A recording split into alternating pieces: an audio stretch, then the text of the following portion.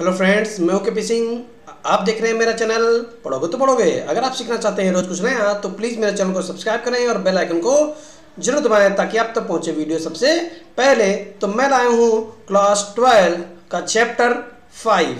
बहुत ही important chapter है, chapter number 5। काफ़ी इंपॉर्टेंट चैप्टर है और यहाँ पर हमको दो चीज़ें पढ़ने को मिलेंगी, एक सांतत्य और दूसरा अवकलनीयता।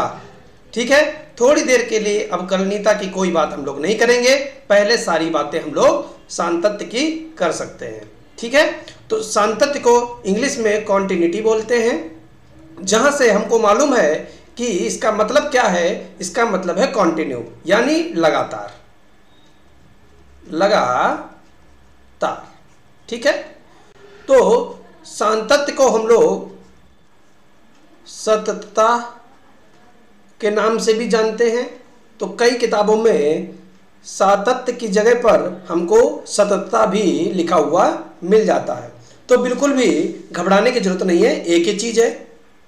तो आगे हम लोग बढ़ जाते हैं कि यह होता क्या है। जैसे हमारे पास कोई ग्राफ है एफ एक्स बराबर एक्स। ठीक है, इसका हम ग्राफ खींचते हैं तो पहले इस एफ एक्स को हम क्या कह सकते हैं कि y बराबर एक्स कह सकते हैं कि नहीं कह सकते। चलिए अब इसका हम यहाँ पर एक सारणी बना लेते हैं और हम यहाँ पर वैल्यू कुछ निकाल लेते हैं ताकि हम ग्राफ खींच सकें। ठीक है, ऐसे हम लोग ग्राफ खींचेंगे केवल समझने के लिए। एक्स वाई है तो एक्स का मान जब हम 1 रखेंगे तो y का मान कितना आ जाएगा, 1 आ जाएगा। जब x का मान 2 रखेंगे तो y का मान कितना आ जाएगा, 2 आ जाएगा। और यहाँ से हम लोग एक ग्राफ बना लेते हैं और फिर उस ग्राफ से आपको दिखाते हैं कि कैसे ये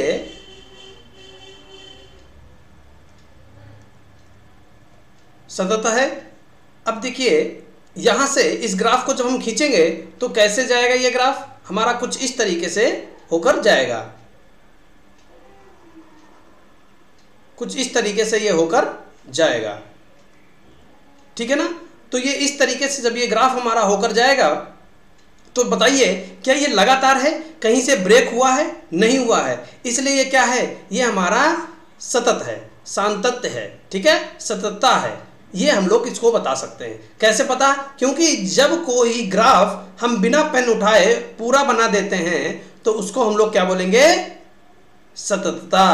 ठीक है ना, ये एक्स अक्ष था, ये वाई अक्ष है, तो ये हमारा ग्राफ है, एफ एक्स है। ये क्लियर है। तो ऐसे ही हम एक और एग्जांपल ले लेते हैं, और भी एग्जांपल ले लेते हैं। जैसे हमने कोई ग्राफ लिया एफ एक्स बराबर एक्स प्लस 5, एक्स बराबर वो एफ एक्स बराबर एक्स प्लस 5। तो इस एफ एक्स को हम y बोल सकते हैं, y बराबर एक्स प्लस 5। तो इसके लिए हम एक सारणी बना लेंगे, और यहाँ पर वैल्यू रखना स्टार्ट करेंगे।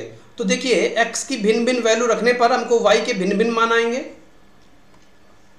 ये x है, ये y है। जब हम x का मान 1 रखेंगे तो y का मान 6 आएगा, x का मान -1 रखेंगे तो y का मान 4 आएगा। ऐसे ही हमारे पास सारे रियल नंबर आ जाएंगे। चलिए इसका ग्राफ बनाकर देखते हैं, इसका ग्राफ बनाकर देख लेते हैं। यहाँ पर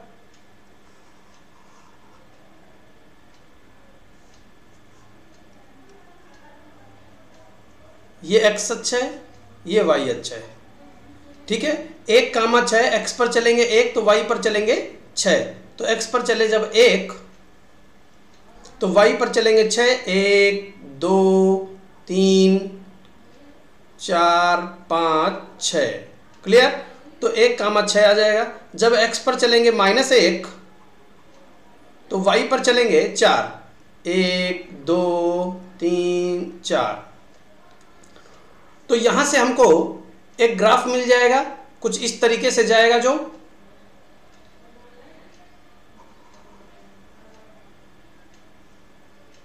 अभी इन बिंदुओं को हम एडजस्ट कर देंगे, घबराइए मत।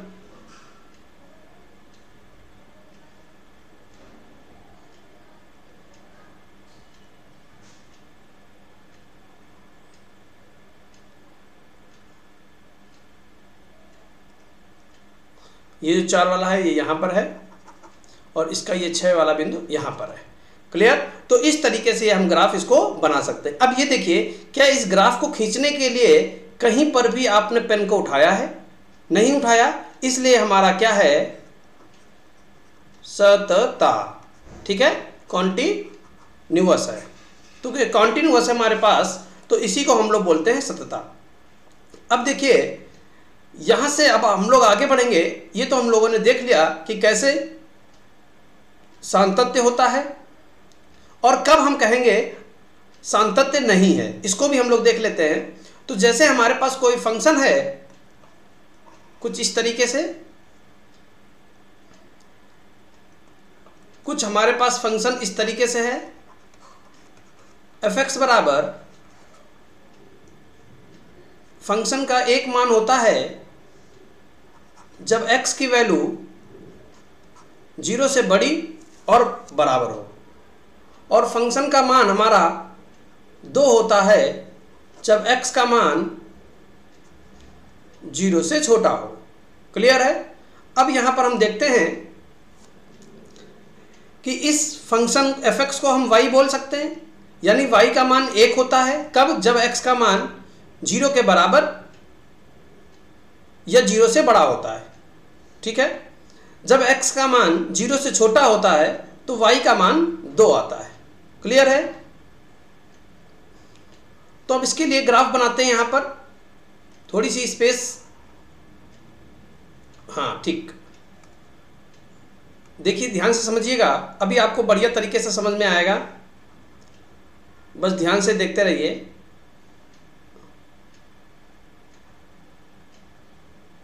ठीक है, इतना काफी है। अब देखिए क्या कह रहा है, बहुत ध्यान से देखिएगा, क्योंकि अब अगर आप समझ जाएंगे तो कोई दिक्कत नहीं होगी। जब x का मान 0 के बराबर और 0 से बड़ा है, तो x का मान 0 से बराबर और बड़ा कहाँ पर होता है, ये यही वैल्यू तो है ना, x से बड़ी यही वैल्यू है, 0 से बड़ी है और 0 के बराबर है। तब y का मान कितना होता है, y का मान 1 आता है। y का मान कितना आता है, 1 आता है। समझ गए? तो यहां से हम चलना स्टार्ट कर देंगे, तो हमारा ग्राफ कुछ इस तरीके से बनेगा, कुछ इस तरीके से ये ग्राफ हमारा खिंचता चला जाएगा।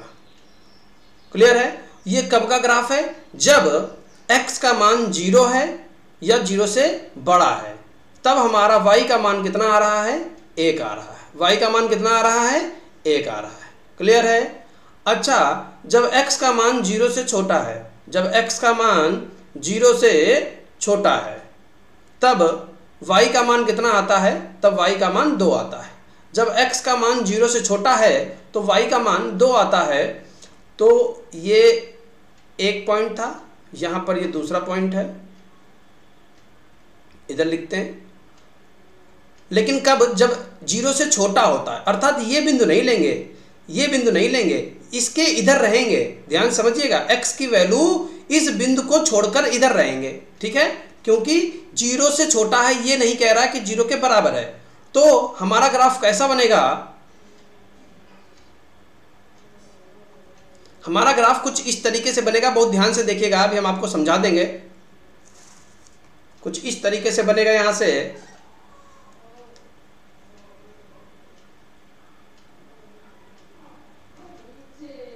कुछ इस तरीके से बनेगा। लेकिन यहां पर कुछ हमको संशोधन करना है, वो देख लीजिए। यहां पर हम लोग एक ऐसे सर्कल बना देते हैं, डार्क नहीं करते हैं, उसको पूरा डार्क नहीं करेंगे। ये हमको ये बताता है कि इस वैल्यू को छोड़कर यहां से आगे ग्राफ बना हुआ है। अब ये बताइए, ये जो हमारा ग्राफ f(x) बना हुआ है, ये दोनों, ये ग्राफ का है क्या है, ये f(x) का ग्राफ है, जिसको हमने यहां पर y बोला था। ठीक है, तो यहां पर इन दोनों ग्राफ को जब हम पूरा ग्राफ बनाएंगे, तो बताइए ग्राफ बनाने के लिए आपको पेन उठाना पड़ेगा या नहीं उठाना पड़ेगा।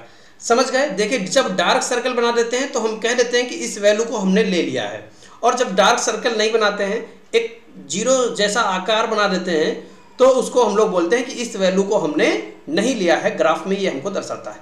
कैसे मालूम हमने ये नहीं लिया है? क्योंकि ध्यान से देखिए कि जब x का मान 0 था और 0 से बड़ा था, जीरो था और जीरो से बड़ा था, यानी जीरो भी है, ठीक है, तब हमारा ग्राफ यहां से स्टार्ट हुआ है। लेकिन यहां पर कह रहा है जब x का मान जीरो से छोटा है, जीरो है नहीं, जीरो से छोटा है। जीरो से छोटा कब होगा? जीरो को छोड़कर तब जीरो से छोटा होगा, समझ गए? तो जब x का मान जीरो से छोटा है तब जीरो वाली वैल्यू छोड़ दी, उसके आगे ग्राफ हमारा बनता चला गया। तो कुछ इस तरीके से ये ग्राफ बनेगा। अब बताइए क्या ये ग्राफ कॉन्टिन्यू है?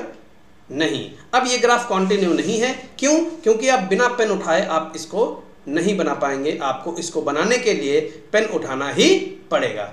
इसलिए ये हमारा असतत है। कैसा है? असतत है, ठीक है। अब यही हमको जानना था। अब इसका हम कोई एग्जाम्पल ले लेते हैं, छोटा सा एग्जाम्पल लेते हैं, वहां से भी आपको दिखाते हैं कि असतत का और कौन सा ग्राफ हो सकता है। जैसे मान लिया, थोड़ी देर के लिए आप मान लीजिए एक हमारे पास कुछ ग्राफ इस तरीके का बना हुआ है,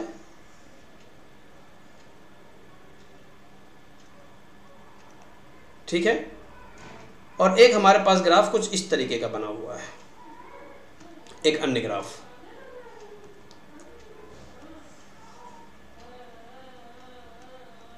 बना लिए दो ग्राफ हम लोगों ने। अब यहां पर हमारे पास कुछ इस तरीके से एक आकार है,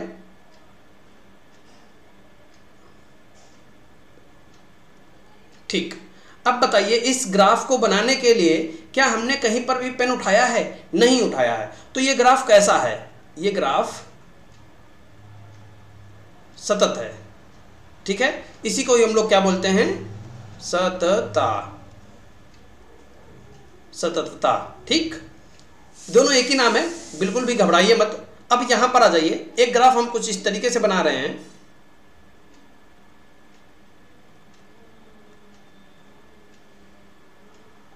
ये हमने ग्राफ बनाया। अब बताइए इस ग्राफ को बनाने के लिए आपको पेन उठाना पड़ेगा या नहीं उठाना पड़ेगा? उठाना पड़ेगा ना। तो जब ये आप पेन उठा लेंगे तो ये ग्राफ हो जाएगा असतत, असतत। क्लियर है? क्या इतनी बात समझ में आ गई बात आपको? तो ये असतत हो गया, ठीक है। अब ये असतत हो गया तो बताइए कि पूरा ग्राफ असतत है? नहीं। अब यहां से बात को समझिए कि यहां से लेकर यहां तक तो ये कॉन्टिन्यू था, यानी सतत था, और यहां से लेकर यहां तक ये कॉन्टिन्यू है।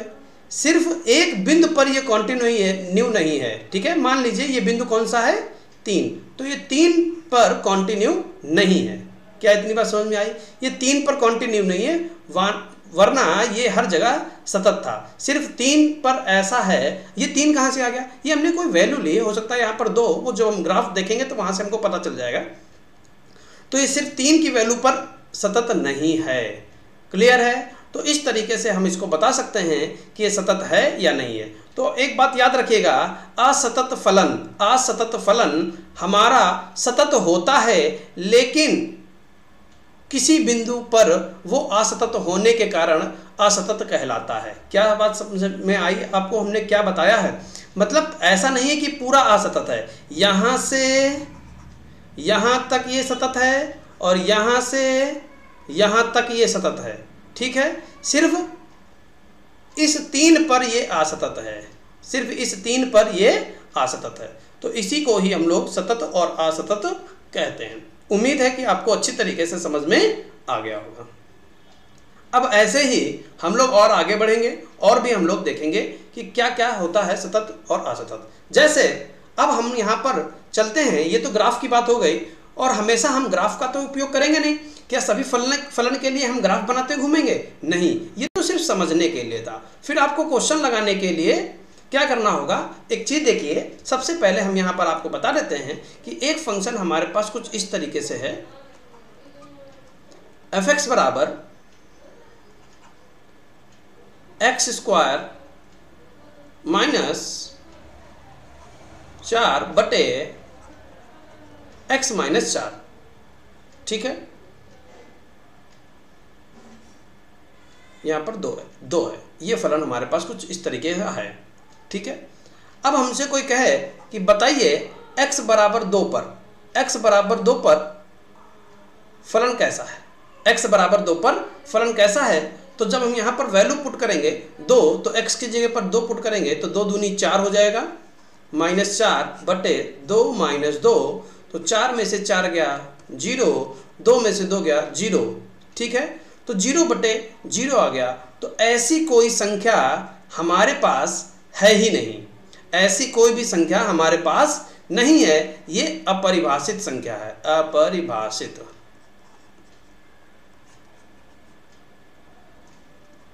अपरिभाषित संख्या है, इसकी कोई परिभाषा ही नहीं है, इस संख्या को हम कुछ कह ही नहीं सकते, ऐसी संख्या हमारे संख्याओं में कहीं पर पाई ही नहीं जाती है। समझ गए? तो ये अपरिभाषित संख्या है, तो हम कैसे चेक कर पाएंगे कि x बराबर 2 पर ये फलन हमारा सतत है या नहीं है? तो इसको हम लोग करने के लिए किसका प्रयोग करेंगे? लिमिट का प्रयोग करेंगे। किसका प्रयोग करेंगे? लिमिट का प्रयोग करेंगे। और लिमिट को हम लोग कैसे दर्शाते हैं? हम लोग लिम के रूप में लिखते हैं, limit x tends to a। ठीक है, a कोई वैल्यू है, a अचर पद है, a कोई अचर पद है। ठीक है, और इसको बोलते हैं टेंड्स। ठीक है, एरो को क्या बोलेंगे? x tends to a। ठीक है, लिमिट को हम लोग LT से भी दर्शाते हैं। ठीक है, इसको भी हम लोग LT x tends to a, कोई दिक्कत वाली बात नहीं है। जहां पर a हमारा क्या है? ये भी हमारा अचर है। तो इस तरीके से हम लोग लिमिट का प्रयोग करके हम लोग यहां पर बताएंगे कि सतत है या नहीं है। कैसे बताएंगे? तो यहां पर समझिए, जैसे x बराबर 2 पर तो ये कैसा बन गया? अपरिभाषित बन गया, 0/0 आ रहा है। तो हम क्या करेंगे? जैसे हमें किसी भी फंक्शन को चेक करना है, कहां पर? 2 पर चेक करना है।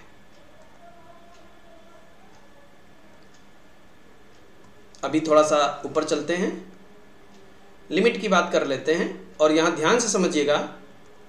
जैसे हमारे पास एक फंक्शन है, कुछ इस तरीके से ये फंक्शन हमारे पास है, उसका ये ग्राफ है।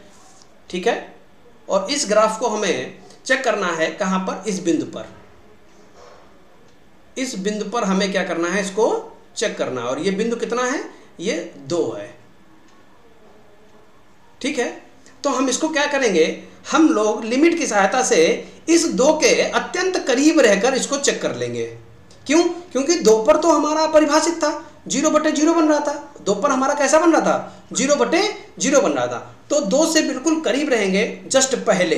कहाँ रहेंगे? जस्ट पहले 2 से करीब रहेंगे, और जस्ट बाद में 2 के बिल्कुल करीब रहेंगे, बिल्कुल करीब। समझ गए? अब कैसे होगी बिंदु? देखिए, 2 के बिल्कुल करीब इधर से कौन सी वैल्यू होगी? बहुत ध्यान से देखिए, 1.9999999। जब इधर से आएंगे तो हम इस वैल्यू पर चेक करेंगे इसको, और जब हम इधर से आएंगे तब हम इसको किस पर चेक करेंगे? 2.000000001 पर। क्लियर? तो हमने इन दोनों वैल्यू पर इसको चेक कर लेना है, और लिमिट की सहायता से हम इसको चेक करेंगे कि क्या ये हमारा सतत है या नहीं है। कैसे पता करेंगे कि सतत है या नहीं? जब हम इस साइड से आएंगे, लेफ्ट हैंड साइड से आएंगे, यानी LHL। जब हम लेफ्ट हैंड साइड से आएंगे, यानी लेफ्ट हैंड लिमिट से आएंगे, तो इसको लिखने का क्या तरीका है? Limit x tends to a negative. कौन? हमारा फंक्शन। ठीक है, a क्या है? a जो भी वैल्यू है। जैसे यहां पर 2 है तो 2 लिखेंगे। क्लियर है? निगेटिव का मतलब है लेफ्ट हैंड साइड से हम लोग आ रहे हैं। क्लियर? आगे बढ़ेंगे और हम लोग थोड़ा सा और देखेंगे कि जब हम राइट हैंड की तरफ से आएंगे, यानी RHL की तरफ से आएंगे, तो यहां पर क्या बन जाएगा? Limit x tends to a positive. कौन? हमारा फंक्शन, यानी x equal to a positive fx। Clear? तो भैया ये हमारा RHL हो जाएगा। ठीक, अब यहां पर ये पॉजिटिव क्या बता रहा है? ये पॉजिटिव बता रहा है कि हम राइट हैंड साइड से आ रहे हैं, यानी x से थोड़ी से ऊपर वैल्यू पर हम इसको चेक कर रहे हैं। और कितना ऊपर? a पर नहीं, a से थोड़ा ऊपर 2.00001 पर और इस पर। ठीक, और एक तो हम लोग फंक्शन को निकाल ही लेंगे, यानी fa चेक कर लेंगे। ठीक है, यानी हम ये 3 वैल्यू निकालेंगे, और अगर ये तीनों वैल्यू हमारी बराबर आ जाएं तो फंक्शन हमारा कैसा होगा? सतत होगा। और अगर बराबर ना हो तो हमारा सतत नहीं होगा, अर्थात असतत होगा। क्लियर है? तो इस तरीके से हम लोग LHL और RHL की सहायता से बता पाएंगे कि फंक्शन हमारा उस बिंदु पर क्या है, सतत है या नहीं है। तो उम्मीद है कि आपको जो भी आज मैंने बताया है वो अच्छी तरीके से समझ में आ गया होगा। क्लियर है? आगे बढ़ जाते हैं और देखते हैं। और हम आपके सामने कुछ फलन लिख रहे हैं और उसको आप पहचानिएगा। जैसे हमने यहाँ पर एक फंक्शन लिखा f(x) बराबर sin x। तो बताइए ये सदैव सतत फलन है या नहीं है? तो आप बताएंगे कि ये हमारा सतत फलन है। ठीक है, जिसको हम लोग क्या कह सकते हैं, सततता। ठीक है, ये सततता है। ठीक, अब कैसे मालूम, कैसे कह सकते हैं? जब हम यहाँ पर साइन का ग्राफ बनाएंगे तो वहां से हमको क्लियर हो जाएगा कि ये सतत है या नहीं है। अभी देखिए साइन का ग्राफ तो आप जानते हैं, ठीक है, कुछ इस तरीके का हमारा साइन का ग्राफ बनता है।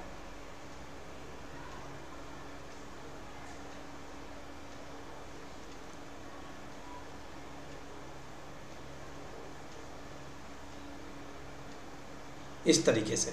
अब बताइए इस ग्राफ को बनाने के लिए क्या आपको कहीं पर पेन उठाने की जरूरत है? नहीं है ना।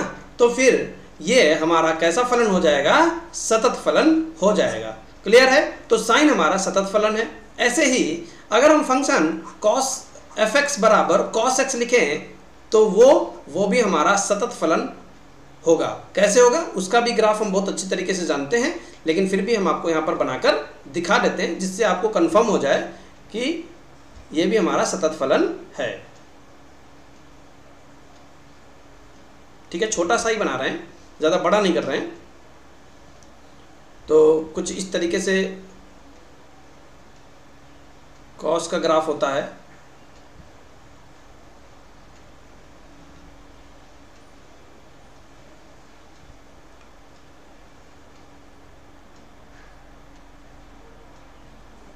तो इस ग्राफ को बनाने के लिए क्या आपको कहीं पर भी पेन उठाने की जरूरत है? नहीं है ना। तो ये भी हमारा कैसा है? सतत फलन है।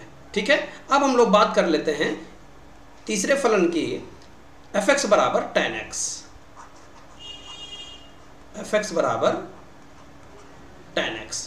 इसका ग्राफ बनाते हैं पहले, फिर इसकी बात करेंगे। थोड़ा बढ़िया ग्राफ बना लेते हैं ताकि आपको बढ़िया तरीके से दिखे। ठीक, और ये वैल्यू हमारी π/2 है, ये वैल्यू हमारी पाई है, ये वैल्यू 3π/2 है। ठीक है, ऐसे इधर भी ये वैल्यू -π/2 है, ये वैल्यू माइनस का पाई है, ये वैल्यू माइनस का 3π/2 है। तो अब देखिए tan का ग्राफ कुछ हमारे पास इस तरीके का होता है।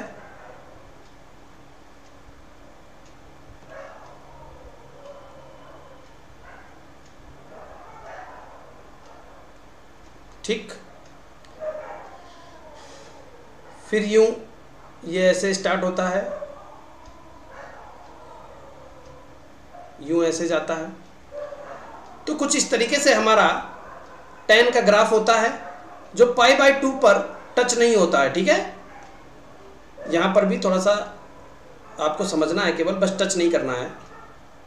ठीक है, तो यहाँ पर हमारा जो tan का फलन है ना वो कैसा है? सतत है। कैसा है? सतत है, सभी कोणों पर सतत है। सिर्फ कहाँ पर सतत नहीं है? π/2 पर सतत नहीं है, π/2 पर सतत नहीं है। क्लियर है? क्यों नहीं है? क्योंकि tan 90 का मान इन्फिनिटी होता है, 1/0 होता है। ठीक है, इसलिए ये π/2 पर सतत नहीं है। और आगे 3π/2 पर भी सतत नहीं है। ऋणात्मक में भी ऐसा है, -π/2, -3π/2। तो अब हम यहाँ पर क्या बता सकते हैं कि सभी रियल नंबर पर tan क्या होता है? सतत होता है। लेकिन किसको छोड़कर? 2n+1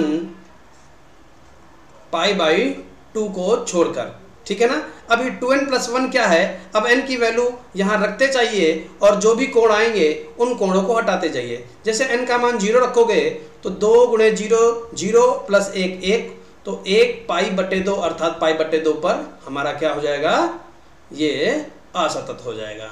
और अगर n का मान आप 1 रखोगे तो 2 1 कम 2 1 3 3 π/2 पर असतत होगा। अगर n का मान 2 रखोगे तो 2 दूनी 4 1 5 5 π/2 पर असतत होगा। समझ गए ना। यानी सभी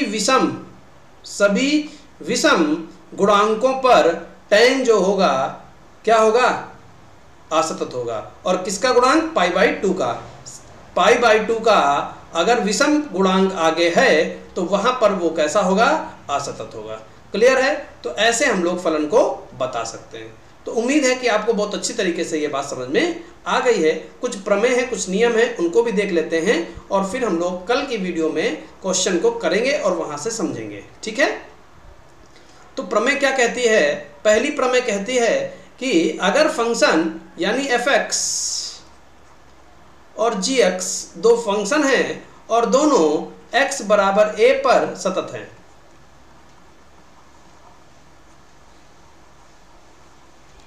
तो आप क्या कह सकते हो, तो आप बिल्कुल स्पष्ट तरीके से कह सकते हो कि f(x) को जोड़िए g(x) में या घटाइए, चाहे जोड़ो चाहे घटाओ, वो दोनों x = a पर सतत होंगे, सतत होंगे। क्लियर। ये पहली बात। दूसरी बात, अगर f(x), g(x) x = a पर सतत हैं तो f(x) × g(x) x = a पर सतत होंगे। ये बात आपको याद रखना है, सतत होंगे। क्लियर। तीसरा, f(x), g(x) x = a पर सतत हैं तो f(x/g(x) भी x = a पर सतत होंगे, परंतु एक शर्त है। वो शर्त क्या है, जहां g(x) ≠ 0, यानी g(x) का मान जो है वो 0 नहीं होना चाहिए। समझ गए।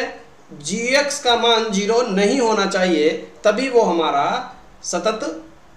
सतता या संतत, ठीक है। ये तीनों नाम एक ही हैं, कोई घबराने वाली बात नहीं है।